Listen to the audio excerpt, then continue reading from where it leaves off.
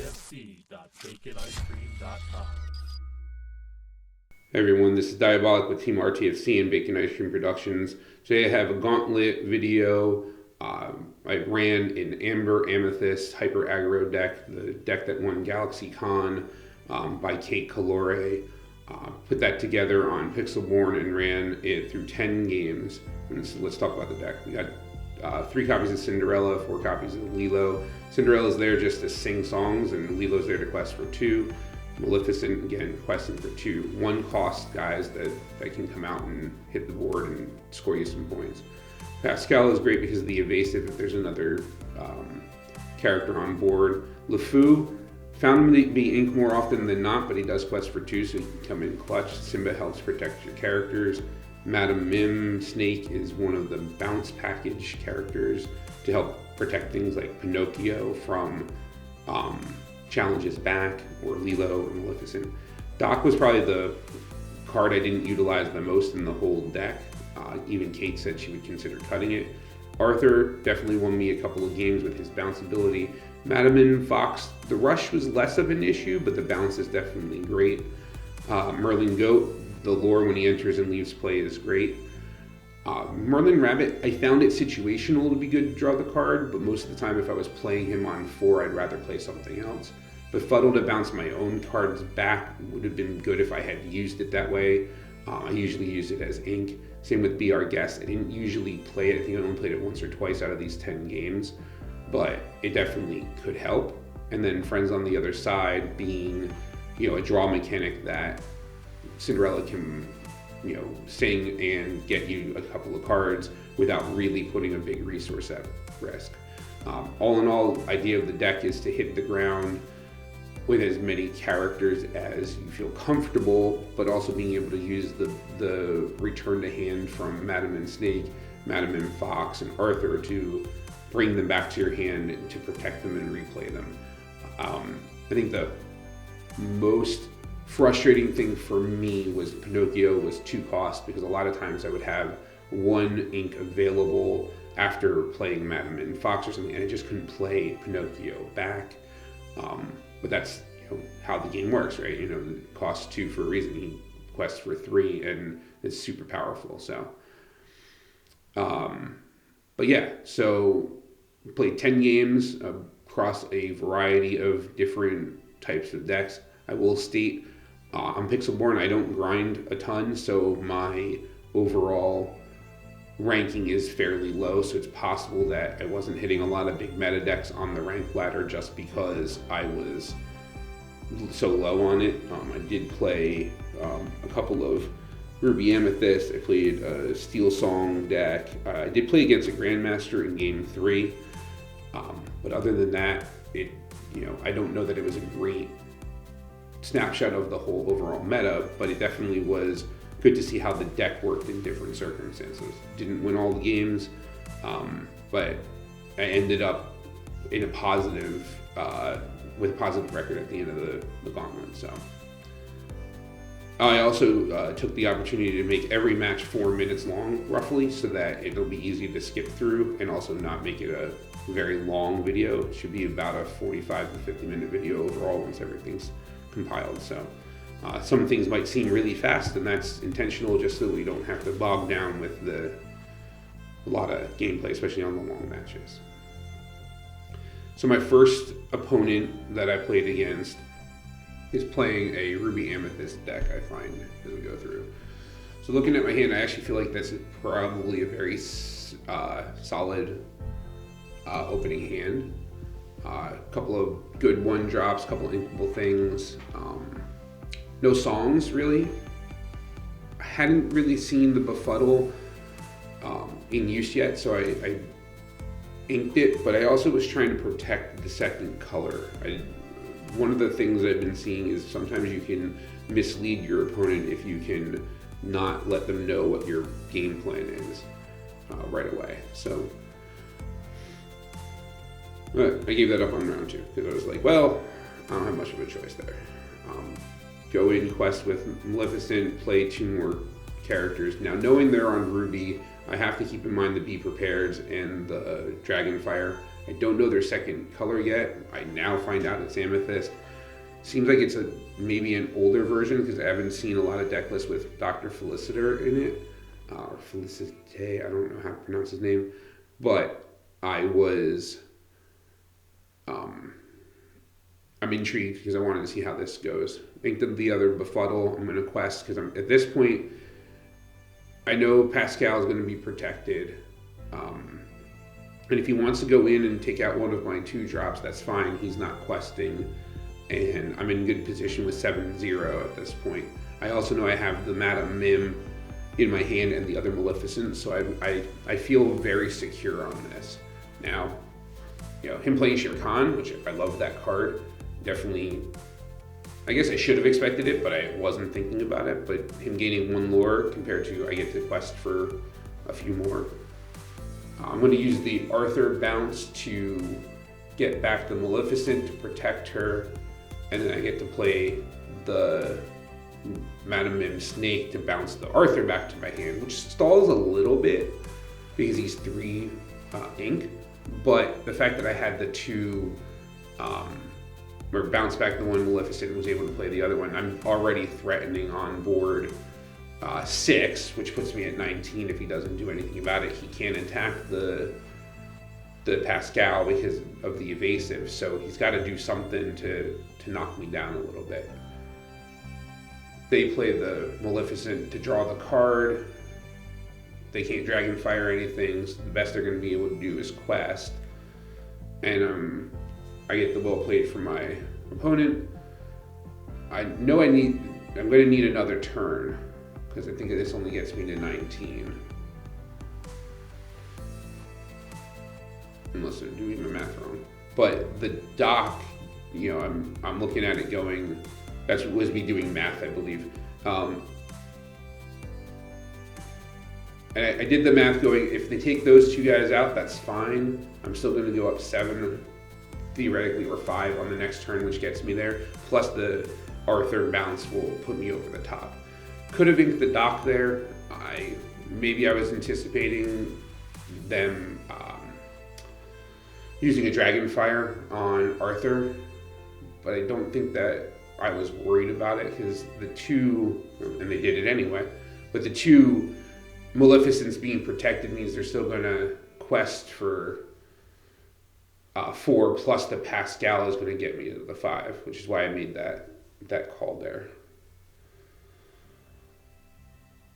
I get the well played again, return the favor, and I just quest without playing anything out. And we're on to game 2. Second game, I play against a Sapphire Emerald deck. Here, I'm probably going to send back the dock. I might not. No, I didn't. Oh, because of ink. Because I've got the 3 uninkable cards in my hand. I think I just wanted to risk it. I think there's 19 uninkables in the deck, so I'm a little wary when I don't get enough. The deck can work with only having 4 ink in the inkwell because most of the cards cost less than, they're 3.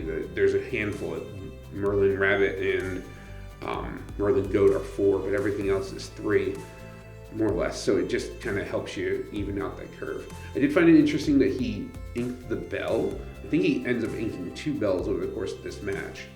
And here's a great opportunity to sing Friends on the Other Side with Cinderella, which was great because I also ended up getting the Simba, because now I'm confident playing, knowing that they're on Sapphire Emerald. I can play that Pinocchio, though I can protect it with the Simba, and then not worry about losing the Cinderella, because at this point she's already paid off, comparatively. Basically, you got to pay 1 ink for Friends on the Other Side.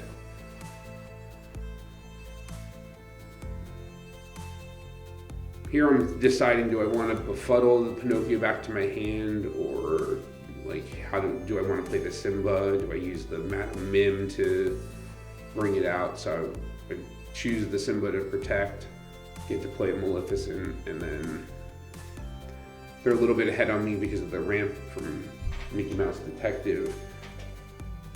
but I'm still feeling, I'm going to actively try not to attack that Flynn Rider unless I'm really in dire straits, but they're threatening 3 and I'm threatening only 3, 3 alone with the Pinocchio. Now, the Stolen Scimitar, that surprised me. That I was like, I did not expect to see that come out and then have Mickey be that powerhouse. Iago concerned me a tiny bit. I was trying to figure out how I wanted to respond to that, because if he could make Simba reckless or make Pinocchio reckless, I was like, well, what do I do with that? So I decided to play the Madam Mim to replay the damaged Simba to at least make his scimitar much less effective, since all his characters on the board only had 1 power anyway. Now I'm feeling, with 11 lore, I'm feeling very set up. They're not going to have a board wipe. They don't have, even if they let it go on me, which they can't because they just played stuff. I don't think they can kill anything realistically. They can swing in and take those guys out, but I'm still have on board 4, and I've got the Pinocchio and the Arthur and Lilo in my hand. I'm hoping what I do here is I use the Be Our Guest. Yes. No, I inked it. As I say, I had Cinderella. Why didn't I sing it? Probably just a misplay. I was sick when I was recording these, so probably just didn't think about it as a let me do that. I could quest for 1 with her instead, but I don't even think I realized it when I played the game. I think I'm only realizing it watching back. Take out the Iago because he didn't use it to taunt my guys.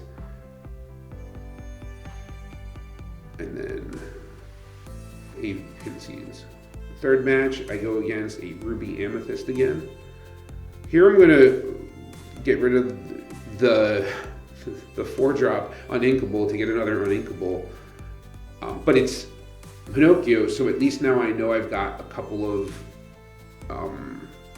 options there, right? Even if they can take out the Pinocchio, they're going to quest into him, or I can't protect him even though I know, I see that I have the Simba. And now I have all 4 Pinocchios. I was just like, well, I'm going to keep playing them and hope that they at least quest once, because that counts for 12 lore right there if they only quest for 1. And now seeing that they're on Ruby Amethyst, I thought that was interesting, putting out the Boone. I don't even know where he's from. I hadn't seen that in any deck list, but I also noticed that this Artabax is a Grandmaster, so I feel like he knows something I don't, and I'm going to take that under advisement as to potential, I guess it's because he's a 2-3, but I definitely was surprised by that. I didn't expect it. I have to ink the goat so I can continue on the trend of being able to play and develop my hand, but now I'm pretty stable with the 4. I got to draw the card off of the Merlin Rabbit, and I'm not going to quest with Pinocchio because I want to try to hold off on that to let Simba get a little bit more value for protecting more characters. At least I hope. Watching this back and doing commentary over it, I'm like, I don't know what I was thinking. Now I've got 2 Simbas. Now it becomes, okay, what do we want to do? Get to draw the card from taking off their Mim. It happens to be another Merlin Rabbit. And now I'm going to hopefully quest with Pinocchio and play the Simba to protect it, knowing that the snake can eat the cub, but I've got the other protective cub out there so that now Boone doesn't take out Pinocchio on the next turn. Didn't expect the Madam Mim Fox, but it happens. I still have 2 Pinocchios in hand. I am at a point where I'm going to have to consider the Be Prepared since they're playing Ruby Amethyst. So I'm going to probably not play as aggressive just to make sure that I don't overextend. So I use the friends on the other side to make sure that I build up my hand a little bit. Get Teeth and Ambition so it doesn't pay off. Full transparency, I'm at this point realizing I'm probably not going to win the game because I have no board state. But I'm going to try to play it out as far as I can. Because now he can Teeth Inhibition, or if he inks, he could play Be Prepared if he wanted to. He's, threatening. I don't know, can't do the math that fast. I didn't hover over the thing, but now he's got a spell book. He's just in a really good position. He's going to win on the next turn. I really don't have a threat. The best I could do is use that Befuddle to send something back to his hand. But I can't send back the Mini Surfer. And so, that's the one that quests for 2. Now at least I've stalled him out for the turn, because I don't think he can win on the next turn. No, I think he can too. Maybe he can. I don't actually know how much Mini Surfer requests for. Oh, that's what I kill off the snake so that he can't win on the next turn.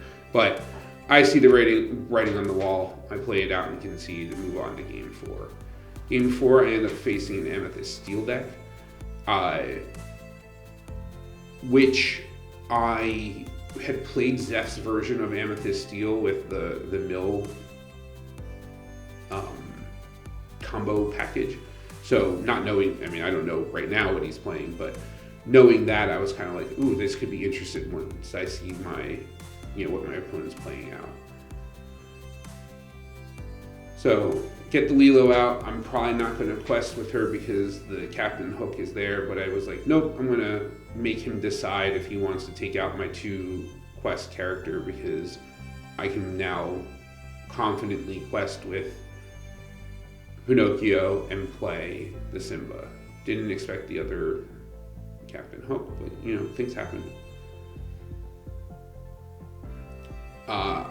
Chose to then ink the Simba because at this point I can protect the Pinocchio.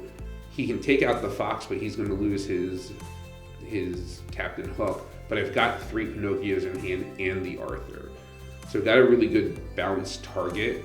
Even if I can't ever get the benefit of playing multiple characters on the same turn. Now I don't draw any more ink, so I don't get to take advantage of that Lilo to have something. But I know now that Arthur is going to be able to quest and bounce something back, but I'll probably lose the Arthur, so I want to be a little cautious on how I approach that.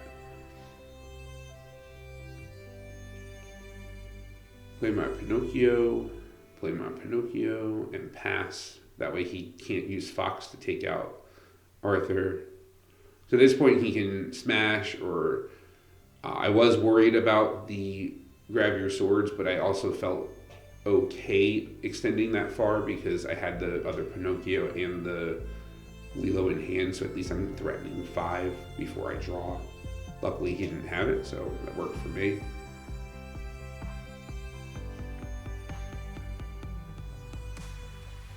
Gonna go to 14 and kind of just push out the fact that I can win. Kept the Lilo and the Pinocchio in my hand just in case he did have the Grab Your Swords and I lose everything on my board. I still can threaten for the win, showing questing for 7 versus his questing for 1. Yes, he can eat, the Pinocchio, but I'm still questing then for 4, which puts me 2 turns away potentially, plus the cards in my hand.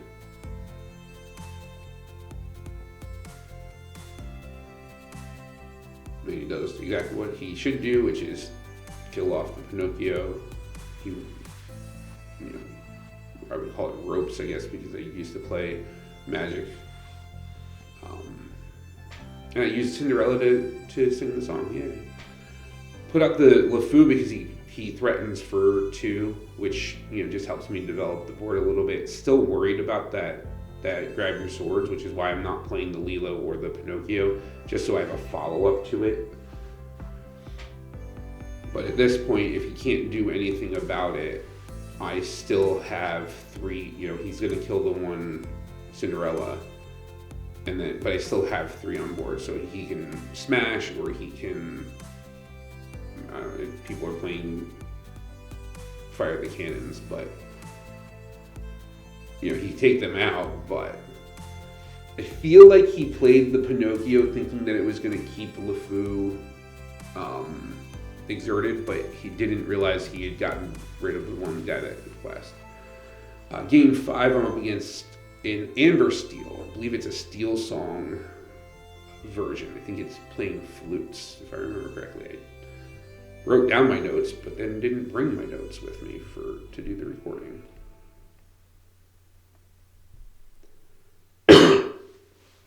So good, pretty solid opening hand with, having some high questing characters and some balance package to get around it. So, next turn I could quest with Pinocchio and bounce him back with the snake, or I could play the Arthur and hold off a turn if I got something that I could ink, which, thankfully I had enough things. I feel like Fox in this deck became ink more often just because of the higher cost and being able to play multiple things a turn. And granted, I just contradicted myself, but I did that specifically instead of playing the Arthur because I was worried about the big queen, which he then inked because I got rid of his little queen. So I'm glad I played it out that way.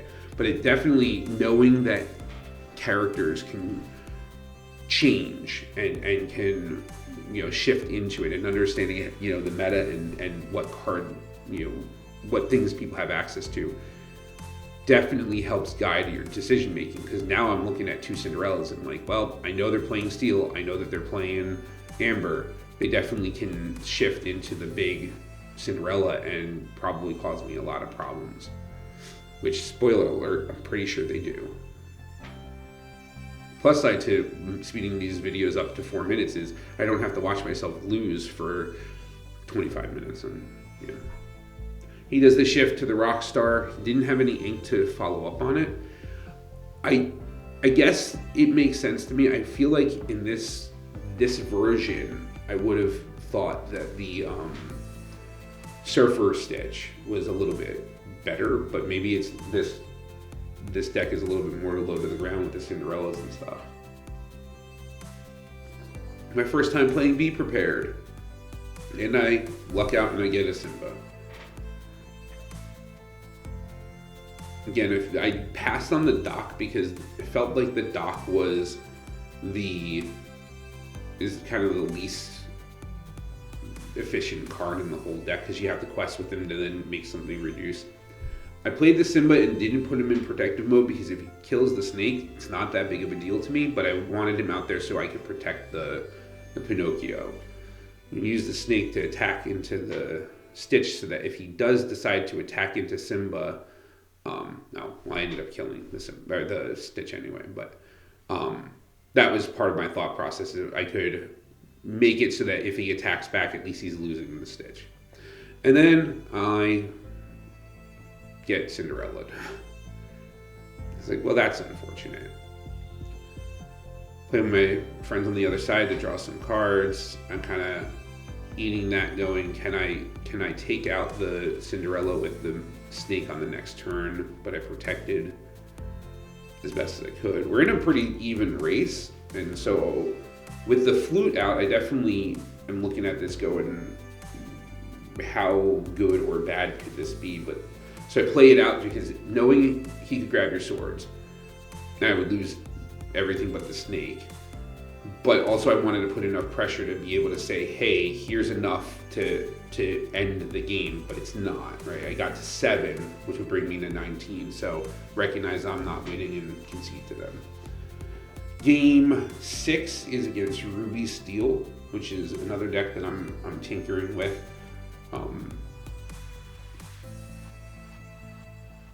I got rid of the Be Our Guest and the Cinderella because I consider it because I'm like, well, what should I do with this? I think I resign myself to, hey, Cinderella can sing Be Our Guest. I don't know if I take advantage of that because I can't remember how I played this game. So it's definitely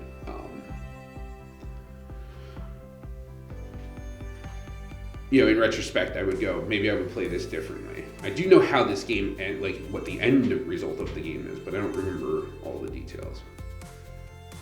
If I did that right, I'm protecting my colors just so that they don't, especially going second, maybe it helps them make a misplay or a not ideal play.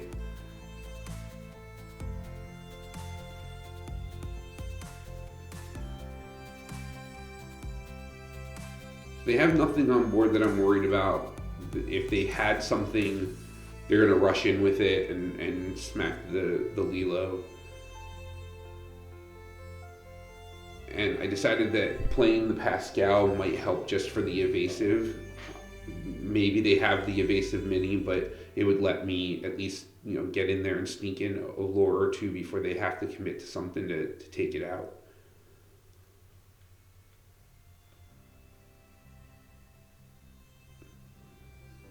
Bench is not as effective against me, you know, this deck because there's no items, but it definitely quests for 2, which is, you know, pretty solid.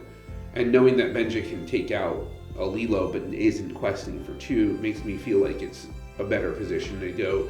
Let me expose those characters so that, you know, if you attack into them, it's not that big of a deal. Also, seeing I have the Simba means he's gonna go, well, let's hit the Simba and not take out the Simba unless he's got something that can take him out, like the Smash. So back to threatening for 5. I draw another Simba, or as the Forbidden Mountain calls it, the Zimba. I feel like what I should do watching this right now is play the Lilo, or quest with Lilo and Maleficent, bounce one back with Snake, ink the Befuddle, and then play the Simba. Let's see if I actually do that.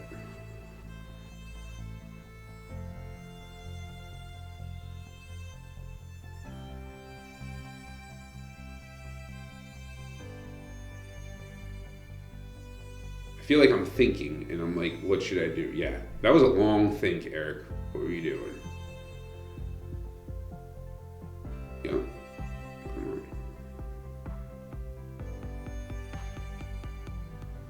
And then I missed the rope because Pixelborn's got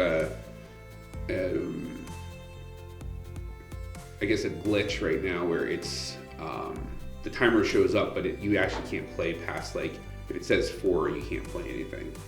That think definitely cost me the opportunity to play the Snake and protect Maleficent or Lilo, but they chose not to attack with Benja into Simba because they'd lose the Benja and I wouldn't lose the Simba. So it kind of worked itself out where I didn't have to then replay them and not be able to quest with them next turn.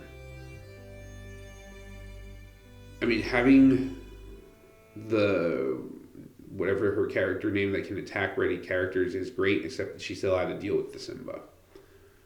And so they conceded. This game is going to be against an Amber Emerald deck, which my first video for Lorcana was playing a hyper aggro version. Ironically, this version, the game I'm playing now is also hyper aggro, and which is funny because it's not normally my preferred playstyle. I'm much more of a basic control player, but I find control in Lorcana to be harder to wrap my head around. I also feel aggro in Lorcana is harder for me to wrap my head around because it doesn't feel like aggro in other games that I've played, so I'm kind of like, what do I do with this, right? Questing is not the same as, destroying all the creatures on the board, which is how aggro always feels is in other games that I've played. L5R, Magic, things like that. So this one kind of makes me go, no, it's about gaining the lore and making them have to respond back and make that choice. Now, the Queen being able to help take out the Simba definitely was not ideal, but I've got options. I can quest with these guys and bounce one back with the Snake, and then knowing I've got the ability to play it back and play a goat on another turn. Right now I'm threatening for 6, plus the goat would bring me to 7, for next turn. As long as I'm careful about it. I lose the Maleficent, but that's fine. They don't get to really take advantage of the Queen.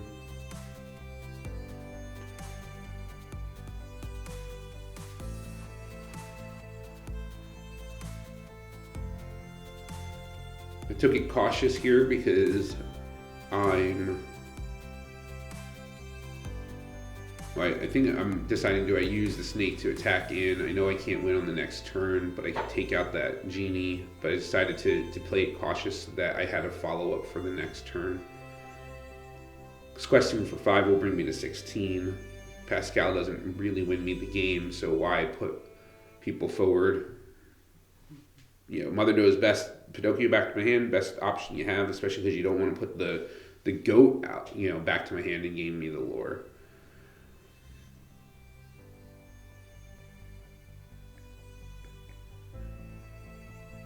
I'm going to take out the Pete with the goat because I get the lore. Take out the Queen because she's a threat. Play my Pinocchio, play my Pascal. And kind of go, okay, you got a genie with damage on it. He sends back my Pinocchio. At this point, I could send back the genie with Befuddle. But then he basically had to play him again for free, and right now if he attacks anything that I play, at least the genie is off the board. So I just quest, and I go, let's see what the next thing is going to be. I'm glad past me agreed with future me. He inks the Pete, which I don't know why, because I'm like, what are you building to with 5 ink? I don't know what happened there. I think I right-clicked or somehow I was trying to attack my own characters. It happened to me 2 or 3 times. Bounce back my Pinocchio, knock off his genie, and conceded. This deck that I'm playing, this should be game 8, is a Ruby Sapphire deck, which I was toying around when the Popsicle engine first came to favor. I was looking at it, watching a bunch of videos about it, and played some games with it. Decided to put back the Lilo just because I was like, I have a lot of uninkable and I really could use some ink. I didn't get back to something inkable, so I'm kind of stuck with, I have 3 ink in my hand. At least I know I can play the Simba. If I ink the Pascal, so I'm hesitant, but Lilo into Simba is, would be good. I'm had to make the decision here, do I play the Simba or do I play the little Fu and ink the Pascal? Because Simba's great to protect Lilo, but I don't know what they're playing yet. So I decided to go a little bit more aggressive and play the Pinocchio because they don't have a threat on board that can take out the Lilo right this second.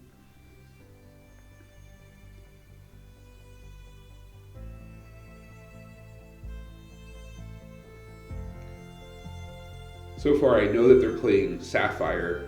I haven't figured out that they're playing Ruby yet.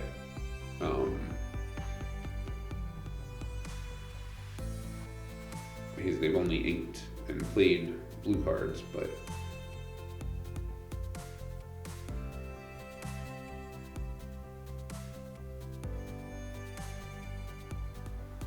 I'm gonna quest for 5, puts me at 7. Protect with the Cub, because he'll ramp with the Grand Matala, but he'll get an extra ink and I'm gonna get, be able to quest for 8 on the next turn and bring me to 15 because the Grand Matala is not going to take out the Simba. So not knowing the second color, there's not a ton of threats except Teeth and Ambitions that can take off stuff off my board, which is what ended up happening. Grand Matala becomes ink, but he can't use it this turn. And then 1 jump ahead. So now he's a little bit ahead of me, going to 5 ink. But I still am threatening 5 on board, which will bring me to 12, and he has nothing in play, or they have nothing in play. I'm gonna play that Arthur. because you played the Arthur just because you wanted me to be able to quest.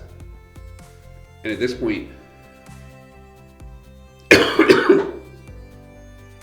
you know, what can he play on the colors that I know he's playing on 5? And it's not a lot that I'm worried about. Yes, Teeth and Ambitions, maybe a Dragonfire to take out the Arthur, which didn't happen.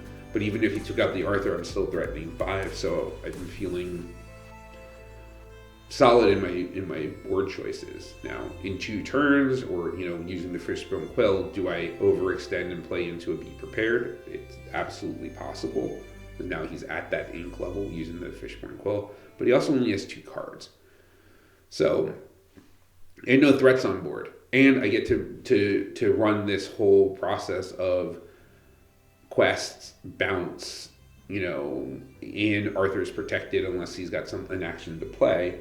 But I didn't realize that my math was going to set me up to end up winning the game on that turn anyway. So Arthur wins me the game by bouncing someone back to my hand. Game 9 is, again, a Ruby Sapphire deck. Put back the Arthur because 1 ink in my hand was light, but also having 2 of them is very ink heavy. So I wanted to make sure I was set up to succeed effectively. I inked the Cinderella because I don't have any songs in hand, and really, other than that, she's not the best. I wish I could hover over the card because I forgot the name. I want to say it's like Nox or something, but that little blue card is annoyingly awesome. The resist plus the ward plus the quest, yeah, it doesn't attack for a lot, but man, is it hard to kill too. And everyone was talking about resist when they first started spoiling Rise of the Floodborn, and yes, resist is powerful, but with certain things, like you can't target him, or you can't shoot it. You can, and like Teeth and Ambitions is amazing with him because he takes less damage, so he's much more versatile than I think I realized. It's because with resist and everything else, it's just good. Can't even use Pascal to kill him because he's got resist 1. So I forgot its name. That's part of the problem. I saw it. I put it in a deck at one point, but I can't for the life of me recall the name. And if I could on the video hover over it, I would. And it quests for 2, which is amazing, and it readies. So now I'm feeling pressured. Now they can't right now destroy the Arthur if I quest with him, but I'm still feeling kind of what if. They're playing red, they're playing blue. Let's try. I'm going to bounce back to Pascal because, I can take advantage of it and replay him on the same turn.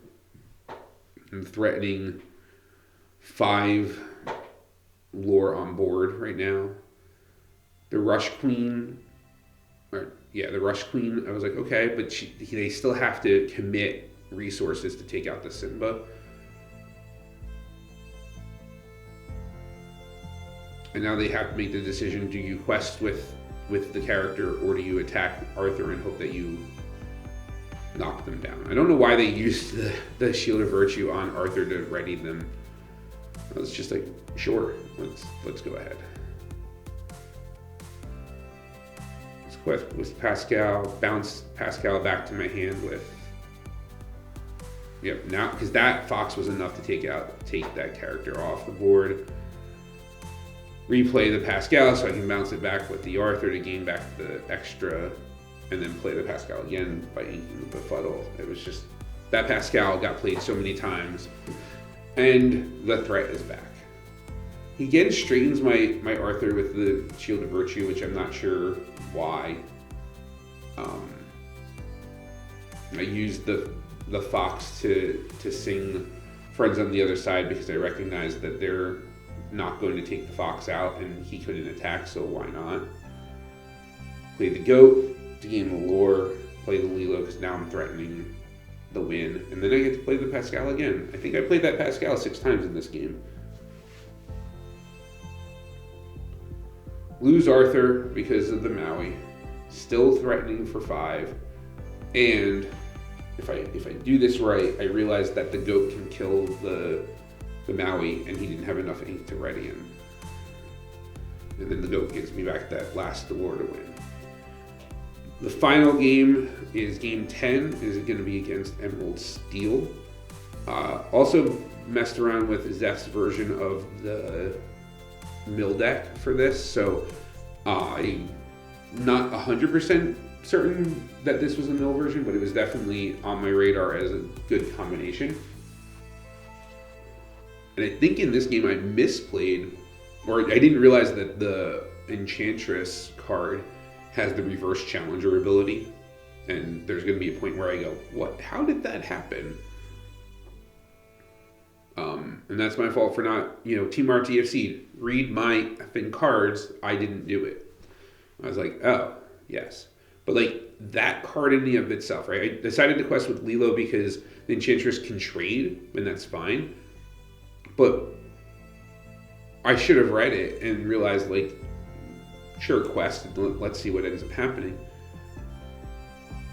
But the fact that it can take out a fox on the attack, or it can take out a Madam Mim snake, yes, it goes away, but it also took out a bigger power threat. It is very impressive for that card, and it quests for 2. I think it's very solid.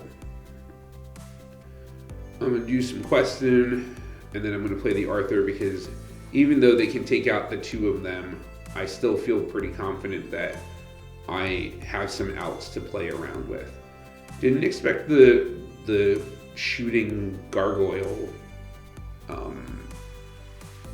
beast, but I still was in the position where they could quest, or they could challenge into Lilo, and they lose their 2 questing person also. So I was pretty good with it. Gonna bounce back the Lilo to gain the extra 2, and then I better play that Madam Mim snake to bounce back the Arthur to protect him, even though I have another one in my hand. Played my Pinocchio and hope they don't have another ping to take him down. And they ink a Hans, and then I think they play a Hans.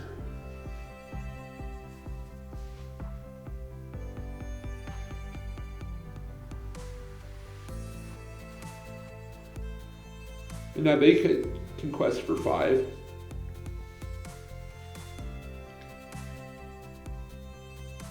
So we're pretty even, 11 to 12. Weighing my options, I'm like, okay, I can put him forward, and it's okay if I lose him. I can, this is the part, I swing him with the snake, and I'm like, wait, why'd my snake die? It's like, wait a minute. And that's when I realized, oh yeah, that card has that better ability than I realized and remembered. They have a really fun play here. So they whole new world me, which is the reason why they're going to lose this match. But they whole new world me, and then I'm sitting here going, well, what are they going to do? And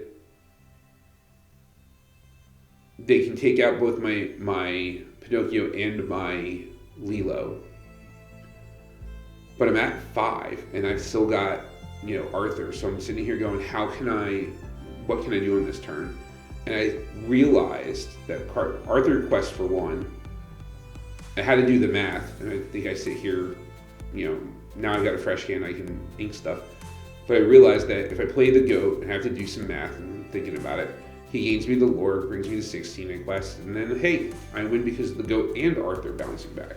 Which, in this series, was pretty much the only time that I used the goat to gain lore, more or less. But it definitely can surprise out of nowhere.